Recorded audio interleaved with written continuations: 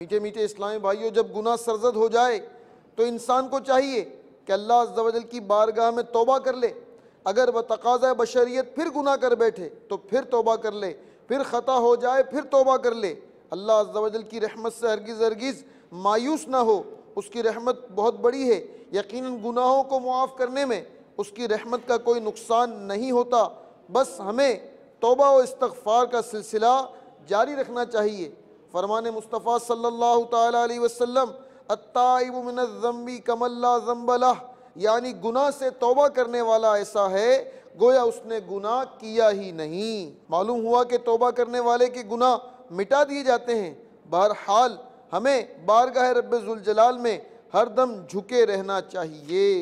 یا رحمت للعالمین، یا رحمت للعالمین، وحی خدا تیرا سخن قرآن تیرا پیرہن، زیر قدم عرش بری، زیر قدم عرش بری، یا رحمت للعالمین، یا رحمت للعالمین، یا رحمت للعالمین۔